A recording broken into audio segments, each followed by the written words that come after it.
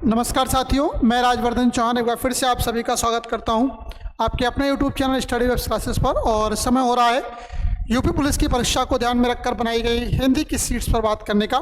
तो आज भी हम अपने जो कंटेंट को आगे बढ़ाते हुए आज भी हम बात करेंगे वो उपसर्गों पर ही करेंगे, क्योंकि उपसर्ग का जो टॉपिक है वो अपने आप में एक बड़ा टॉपिक है। तो शुरुआत करते हैं आज के सेशन की, लेकिन शुरुआत करने से पहले कहना चाहूँगा यदि चैनल को सब्सक्राइब नहीं किया चैनल को सब्सक्राइब जरूर करें, बेल आइकन के बटन को दबाएं जिससे कि नई नई वीडियोस की जानकारी तो समय से पहुंचती रहे। यदि आप इस वीडियो को पसंद करते हैं तो ज़्यादा से ज़्यादा शेयर करिएगा जिससे कि ज़्यादा से ज़्यादा लोग इसका फ़ायदा उठा सकें। तो शुरुआत करते हैं आज के सेशन की और पहला क्वेश्चन आप सभी के लिए ये रहा। लिखा हुआ है संयोग में किस उपसर्ग का प्रयोग हुआ है। एक शब्द दे रखा है संयोग, तो संयोग में किस उपसर्ग का प्रयोग हुआ है यही बताना है। तो देखिएगा हम पहले ही बता चुके हैं कि उपसर्ग क्या होते हैं। उपसर्ग वह शब्दांश होते हैं जो किसी शब्द के आगे जुड़ते हैं और उसके मीनिंग को यानी कि उसके अर्थ को बदल देते हैं, तो क्या बोले जाते हैं, उपसर्ग बोले जाते हैं। अब भैया एक उपसर्ग हिंदी में होता है सम। कौन सा उपसर्ग होता है? सम उपसर्ग होता है। सम उपसर्ग का मतलब क्या है? सम, ठीक है, सम का मतलब होता है जोड़ना, ठीक है। अब यहां पर क्या लिखा हुआ है, जैसे कि एक रखा हुआ है संयोग, तो जब हम इसको जोड़ेंगे तो क्या होगा? सम धन योग, और ये बन जाता है आपका संयोग,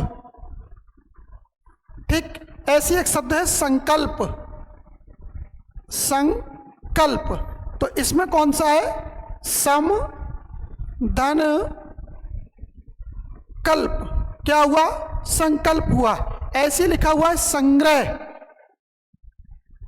संग्रह, इसमें क्या होगा? सम उपसर्ग होगा और ग्रह शब्द होगा, संग्रह।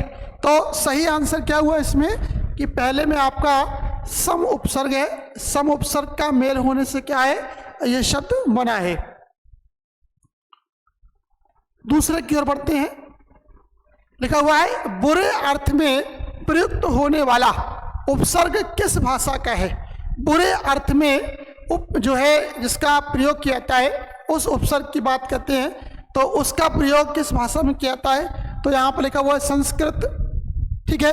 एक उपसर्ग का नाम भी दे रखा है बद, ध्यान दीजिएगा, बद उपसर्ग दे रखा है। बद उपसर्ग किस भाषा का है ये आपको बताना है, क्योंकि एक दुर उपसर्ग भी होता है, दुर का मतलब भी बुरा होता है। तो यहाँ पर दुर उपसर्ग के बारे में नहीं पूछा गया है, यहाँ पर बद उपसर्ग के बारे में पूछा गया है। और क्वेश्चन ये है कि बद उपसर्ग किस भाषा का है, संस्कृत का है, अंग्रेजी का है, उर्दू फारसी का है। तो ये किसका है? आपका उर्दू फारसी का है, उर्दू और फारसी का है, ठीक है। जैसे कि मान लो इसी में एक बद उपसर्ग से मिलकर बना हुआ शब्द है बदनाम, ठीक है, बदजुबान, बदकिस्मत,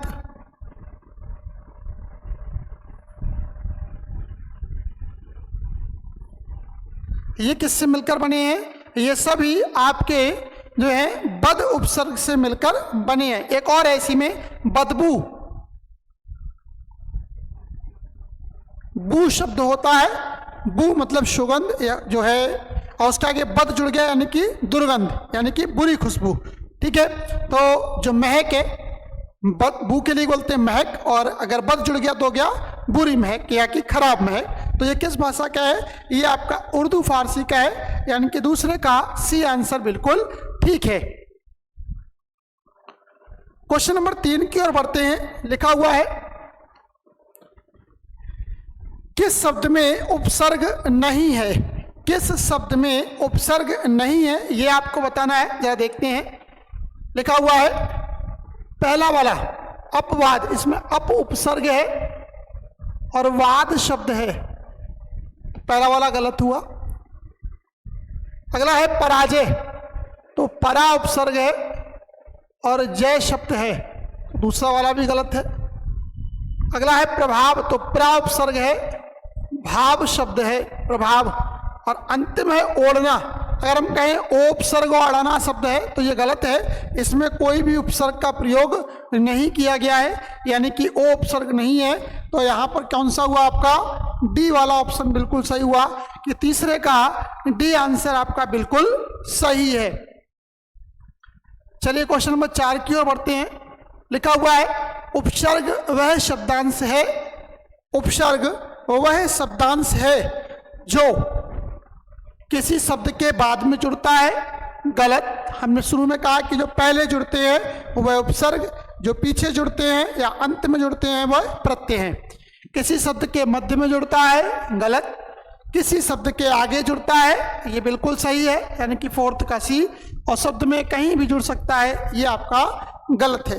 तो यानी कि कौन सा आंसर सही हुआ? फोर्थ का सी आंसर बिल्कुल सही है। क्वेश्चन नंबर 5 की ओर बढ़ते हैं। 5 क्या कहता है देखिएगा। लिखा हुआ है निम्नलिखित शब्दों में किस शब्द में कोई भी उपसर्ग नहीं है। निम्नलिखित शब्दों में किस उपसर्ग में, किस शब्द में कोई भी उपसर्ग नहीं है?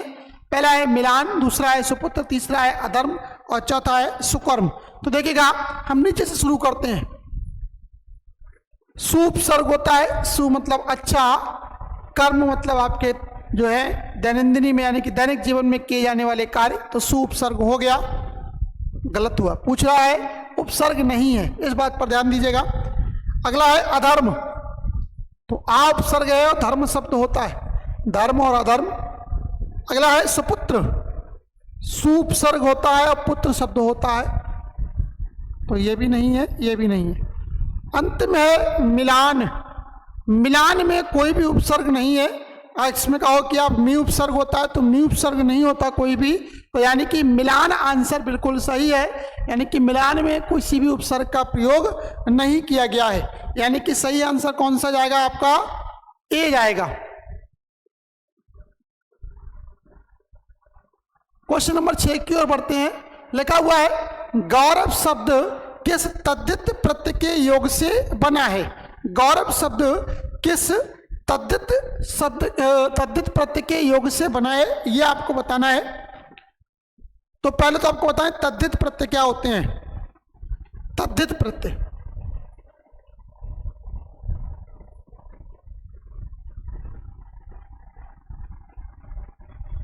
तद्धित प्रत्यय क्या होते हैं? तद्धित प्रत्यय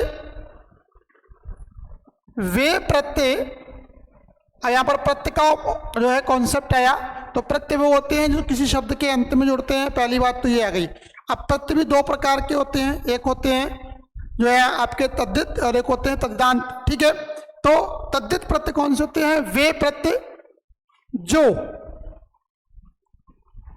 विशेषण या संज्ञा, वे प्रत्यय जो विशेषण या संज्ञा के अंत में लगते हैं, संज्ञा के अंत में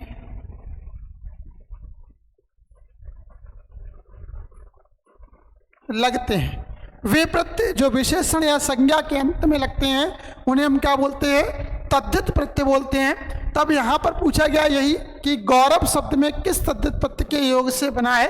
तो गौरव शब्द में जो प्रत्यय, अगर आप देखते हैं गौरव औ, अगर आप इसका संधि विच्छेद करेंगे तो यहां पर आ प्रत्यय आएगा। ठीक है, गौरव में जो है आ प्रत्यय लगा हुआ है और गौरव में आ प्रत्यय लगने से ये शब्द जो है आपका कौन सा शब्द बना है? जो है गौरव शब्द बना हुआ है। तो यहां पर कौन सा प्रत्यय है? आ। अगला देखिएगा, भुलक्कड़ शब्द में किस प्रत्यय का प्रयोग हुआ है? भुलक्कड़ शब्द में किस प्रत्यय का प्रयोग हुआ है? तो प्रत्यय वह शब्दांश सॉरी जो शब्द के अंत में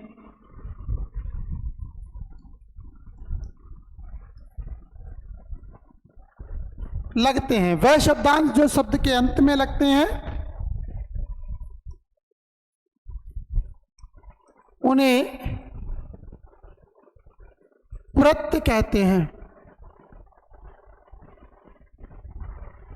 वह शब्दांश जो शब्द के अंत में लगते हैं उन्हें क्या कहते हैं? आपका प्रत्यय कहते हैं। और लिखा हुआ है भुलक्कड़ शब्द दे रखा है। भुलक्कड़ तो एक प्रत्यय होता है आपका अक्कड़, अक्कड़ प्रत्यय होता है और इसी में आपको लगाना है। तो कौन सा है? देखिएगा मूल शब्द क्या है। अगर मूल शब्द होता है तो होता है भूल, भूल में अक्कड़ प्रत्यय लग जाता है और बन जाता है भुलक्कड़। कौन सा? भुलक्कड़। तो यहीं पर यह पूछा गया है कि यहां पर किस प्रत्यय का प्रयोग हुआ है? तो अक्कड़ प्रत्यय का प्रयोग हुआ है। भुलक्कड़ में कौन सा प्रत्यय हुआ है? अक्कड़ शब्द का प्रयोग हुआ है। तो अक्कड़ जो प्रत्यय है, वो अक्कड़ प्रत्यय के लगने से क्या बना है? आपका भुलक्कड़ शब्द बना है। भलाई में प्रत्यय कौन सा है? ठीक है, ठीक है, भला शब्द होता है और आई प्रत्यय होता है। आई प्रत्यय होता है तो यहां पर वही है कि कौन सा प्रत्यय लगा हुआ है? तो यहां पर आई प्रत्यय है, भलाई। ठीक है, आई प्रत्यय के लगने से कौन सा शब्द बना है? आपका भलाई शब्द बना है। ऐसी है बहाव शब्द में प्रयुक्त प्रत्यय कौन सा है? बहाव में। ठीक है, देखिएगा वह धातु होती है, क्रिया होती है, आव प्रत्यय होता है और ये हो जाता है बहाव।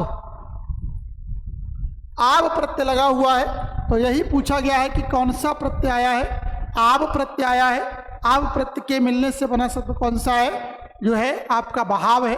एक और शब्द की बात करता हूं, जैसे कि घुमाव है। एक और शब्द की बात करता हूं तो जैसे बनाव है आदि। ये सब कैसे हैं? ये सभी आपके प्रत्ययों के उदाहरण हैं।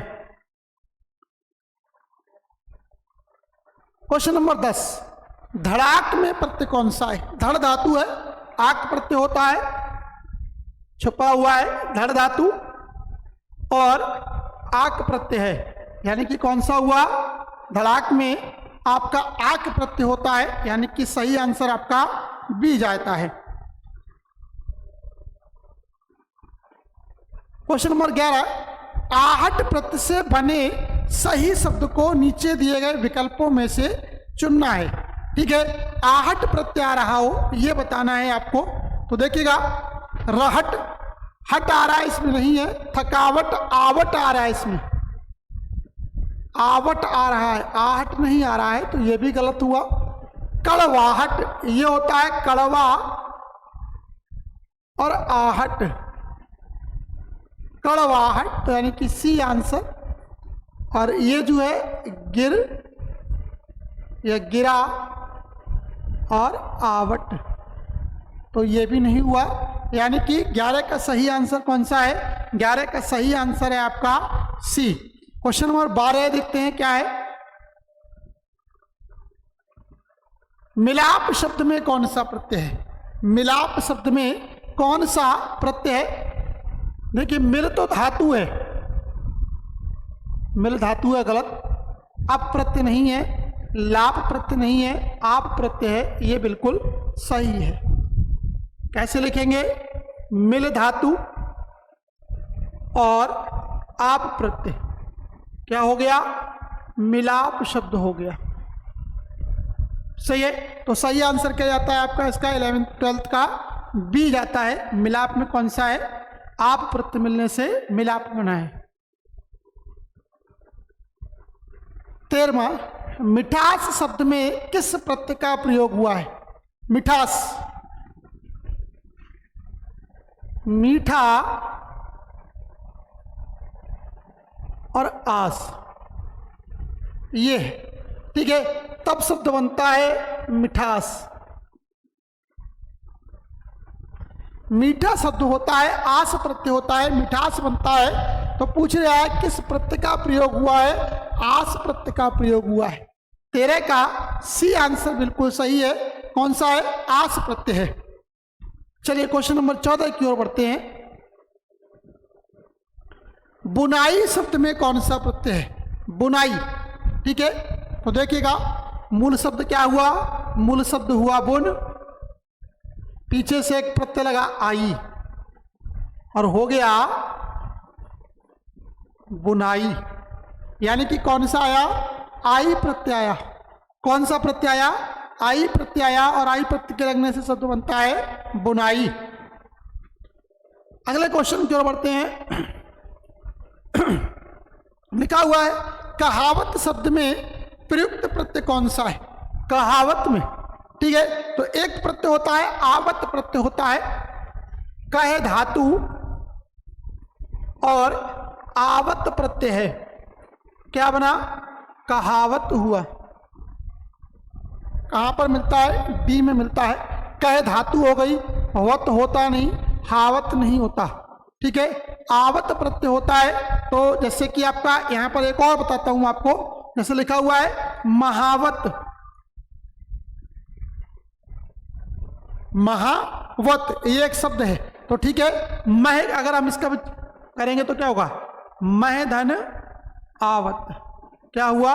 महावत, सही है। तो कौन सा प्रत्यय है? महावत, यानी कि आवत प्रत्यय है, तो सही आंसर हुआ आपका डी वाला। क्वेश्चन नंबर 16 की ओर बढ़ते हैं। 16 क्या कहता है देखिएगा,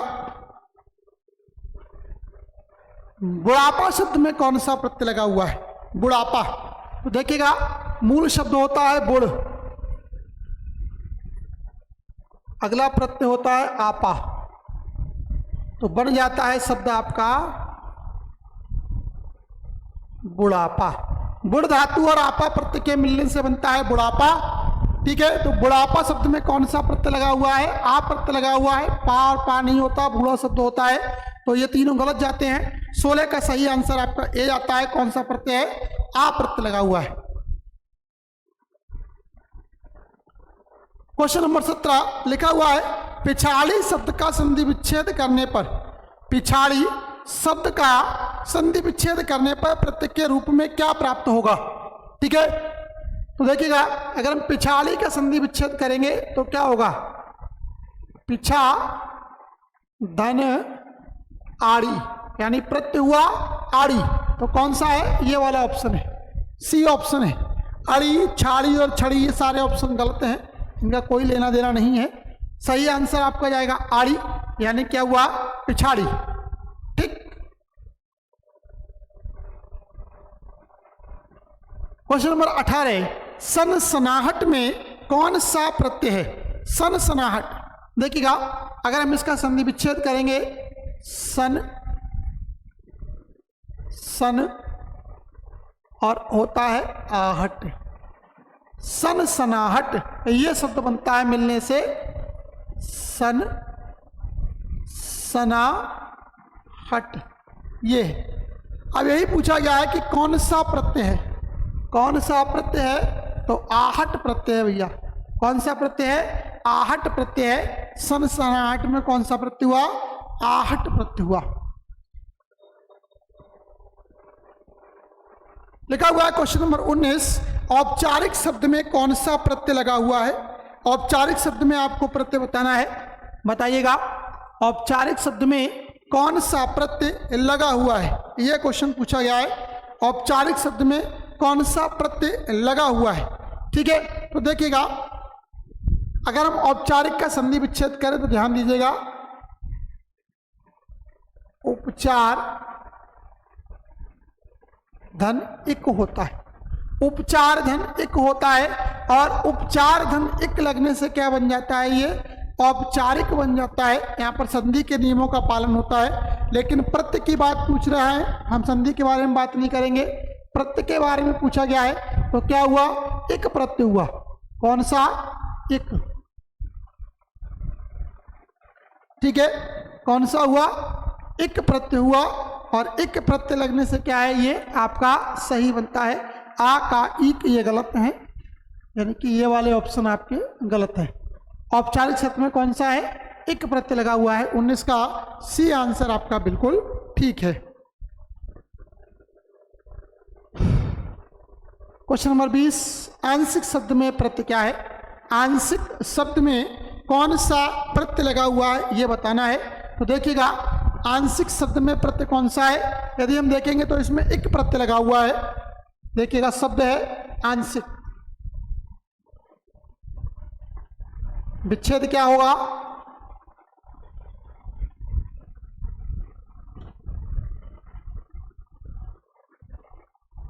अंश धन इक, क्या होगा? अंश धन इक होगा। तो आंशिक में कौन सा प्रत्यय आया? आपका इक प्रत्यय, ठीक है। आंशिक में कौन सा प्रत्यय? इक प्रत्यय। और यही पूछा गया है कि कौन सा प्रत्यय है। 20 का सी आंसर बिल्कुल सही है। कौन सा? इक प्रत्यय है। क्वेश्चन नंबर 21 की ओर बढ़ते हैं। लिखा हुआ है इक प्रत्यय लगाने पर सप्ताह का रूप क्या होगा? इक प्रत्यय लगाने पर सप्ताह का रूप क्या होगा? तो इक प्रत्यय लगाने पर जो शब्द बनता है सप्ताह धन इक है, ये बताया गया है। तो इसको यदि आप तोड़ेंगे तो क्या हो जाता है? ये साप्ताहिक हो जाता है। कौन सा? साप्ताहिक। 21 का बी आंसर बिल्कुल सही है। कौन सा होगा? साप्ताहिक होगा। ऐसी मान लो अगर आपसे पूछा जाए वैदिक, वैदिक दे रखा हो तो क्या होगा? वेद होगा और इक प्रत्यय होगा, बाद में वो वैदिक हो जाता है। तो सही आंसर आपका कौन सा है? बी आपका कौन सा सही इसमें आंसर है। अगले की ओर बढ़ते हैं। लिखा हुआ है संतोष में कौन सा उपसर्ग है? अभी थोड़ी देर पहले आया था, हमने एक उपसर्ग के बारे में पढ़ा था और वो उपसर्ग था सम। सम उपसर्ग होता है, तोष शब्द होता है और दोनों मिलाकर क्या बनते हैं? संतोष बनते हैं। तो कौन सा उपसर्ग हुआ? सम उपसर्ग हुआ। 22 का बी आंसर बिल्कुल सही है। कौन सा उपसर्ग है? सम उपसर्ग है। चलिए क्वेश्चन नंबर 23 की ओर बढ़ते हैं। क्वेश्चन नंबर 23 क्या कहता है? लिखा हुआ है निम्नलिखित में से किस शब्द में प्रत्यय का प्रयोग हुआ? प्रत्यय का प्रयोग हुआ है, ठीक है। देखो मौसेरा, आतप, विदेश और प्रबंध। देखो आ उपसर्ग है और तप प्रत्यय है। आतप हुआ तो यानी कि इसमें नहीं है। बी उपसर्ग है और देश शब्द है, विदेश हो गया, इसका मतलब इसमें भी नहीं हुआ। प्रा उपसर्ग होता है और बंध शब्द होता है, प्रबंध होता है, ठीक है। इसमें देखिएगा मौसा शब्द होता है, सॉरी मौसा शब्द होता है, एरा प्रत्यय होता है। मौसा शब्द होता है और एरा प्रत्यय होता है। तो यहाँ पर कौन सा हुआ? मौसेरा शब्द हुआ। यानी कि सही आंसर कौन सा है आपका? 23 का ए। कि किस शब्द में प्रत्यय का प्रयोग हुआ है? एरा प्रत्यय का प्रयोग हुआ है और वो है आपका पहला वाला विकल्प। क्वेश्चन नंबर 24 की ओर बढ़ते हैं। लिखा हुआ है निम्नलिखित में से किस शब्द में उपसर्ग एवं प्रत्यय दोनों जुड़े हुए? किस शब्द में क्या है? आपको उपसर्ग और प्रत्यय दोनों बताने हैं। जरा देखिएगा कौन सा है।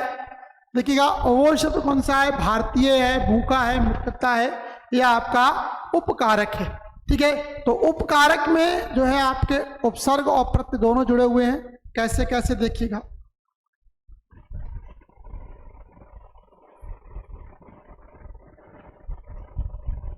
उपकारक, उप क्या है? इसमें उपसर्ग है। पूछ लिया है किसमें उपसर्ग और प्रत्यय दोनों है, तो उपकारक वाला यानी कि जो डी आंसर है, डी वाले में जो है आपके उपसर्ग और प्रत्यय दोनों है। क्या है अगला शब्द? क्या है? क्रा। क्रा क्या है? मूल धातु है। हमने पढ़ा है प्रत्यय क्या है? धातु या क्रिया या विशेषण या संज्ञा के अंत में लगने वाले शब्द होते हैं जो उसके मीनिंग को बदलते हैं। क्रा धातु है और क्या है? अक प्रत्यय है।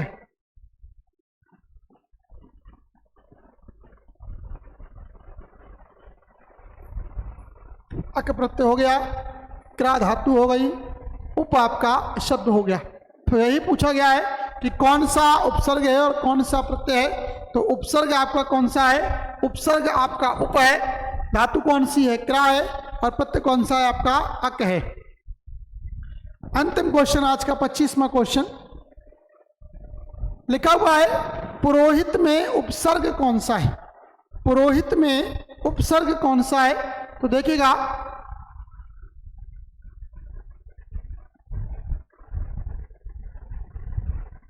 व्यंजन संधि का एक नियम है, पूरा धन हित। यदि विसर्ग के बाद क्या आता है, विसर्ग के बाद कोई स्वर आता है तो विसर्ग किस में बदल जाती है, ओ में कन्वर्ट हो जाती है। और वही यहाँ पर हुआ है, ये किस में बदल गई, ओ में बदल गई है। तो यानी कि पूरा उपसर्ग हो गया और हित शब्द हो गया। कौन सा उपसर्ग हो गया, पूरा उपसर्ग हो गया और हित शब्द हो गया, पुरोहित शब्द हो गया। तो पुरोहित में कौन सा उपसर्ग है, पूरा उपसर्ग है। चाहे तो आप डिस्क्रिप्शन देख सकते हैं। ठीक है, तो ये थे आज के 25 क्वेश्चंस। आशा करता हूँ आपको आज की वीडियो पसंद आई होगी। यदि आप इस वीडियो को पसंद करते हैं तो ज़्यादा से ज़्यादा शेयर करेगा, जिससे कि ज़्यादा से ज़्यादा लोग इसका फ़ायदा उठा सकें। आज के लिए फिलहाल इतना ही, धन्यवाद।